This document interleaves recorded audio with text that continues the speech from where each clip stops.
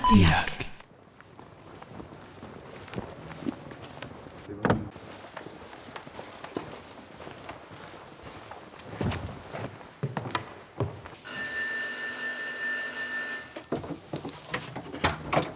Salut. Chavi. Montez. Bon, ça va, Chavi? Ouais, ça va très bien, et vous? Bah, ça va, la forme, hein, la Chavi. Vous voulez pas un café? Allez, petit café.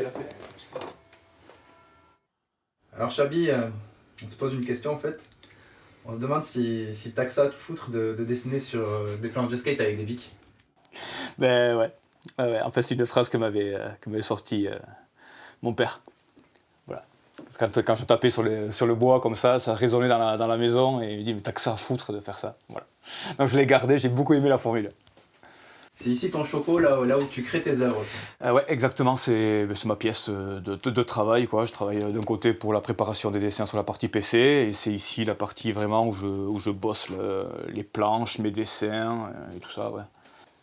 Un côté réaliste, photographique, avec de l'image assez contrastée, avec beaucoup de lumière, beaucoup de noir, et qui tire un peu du côté un peu iconographique, religieuse, pas mal.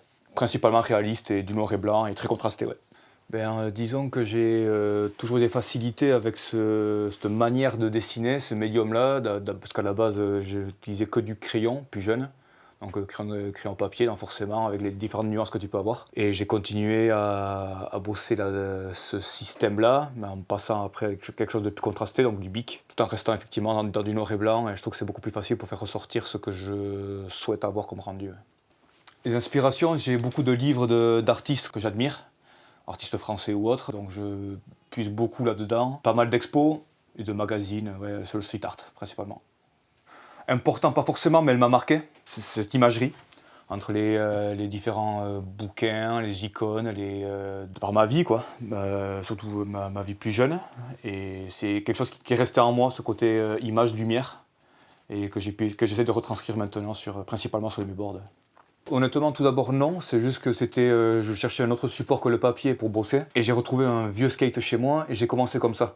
Et c'est de là où je m'étais dit, ah mais l'idée est à creuser, et effectivement après j'ai pas mal chopé de vieux supports bois, comme des ports d'armoire, ce genre de choses, que je renettoie pour donner une seconde vie, ouais. Mais c'était pas forcément le but, mais maintenant c'est le cas. C'est tout le temps des matériaux récupérés. Tout d'abord, j'étudie le sujet, admettons, voilà, le personnage. J'essaie de trouver le plus de photos possible autour de ce personnage-là. Je bosse mes contrastes et mes images sur l'ordinateur. Après, je m'imprime le document à côté avec la photo originale. Et après, sur mon skate, je commence à dessiner au crayon. D'abord, tout un crayonné. Il y a du remplissage de noir par grands mouvements. Et après, on finit les ombrages avec du point, du dot.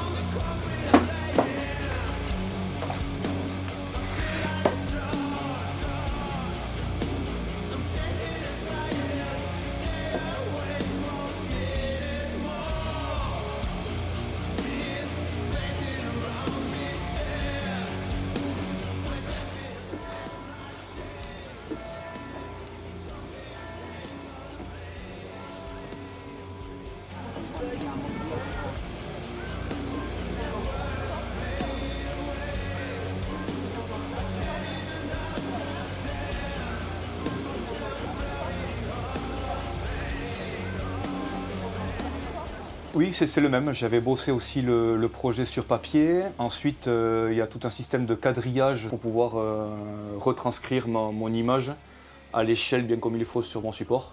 Et après, c'est exactement la même chose. Je travaille mes gros appâts de noir pour délimiter mes zones. Et après, je viens intervenir pour faire mes dégradés, mais là, c'est du dégradé de gris.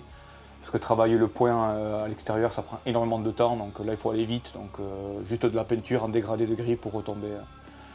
Pour arriver jusqu'au blanc et avoir le bon contraste. Depuis quelques années, principalement grâce au festival du point de vue qui a été créé, effectivement il y a beaucoup de passages au niveau de l'art en général, des expos aussi avec le Space Junk, il y a deux, trois galeries qui se bougent, il y a Il y a beaucoup de choses à voir et il y a beaucoup de gens qui s'y intéressent à Bayonne aussi grâce à ça, parce que ça commence à faire parler. Donc il y a beaucoup d'artistes qui commencent un petit peu à venir voir qu'est-ce qui se passe ici et ouais, donc ça a un impact ouais, forcément pour les gens de l'extérieur quand on entend parler de Bayonne. Et puis pour nous, Bayonnais, d'être sur place et de voir tout ce qui se monte un peu, pas forcément tout dans le centre, mais quand même pas mal, tout ce qui est Grand Bayonne et tout ça. Et ça donne de beaux parcours à faire à pied et beaucoup d'œuvres à regarder. Ouais.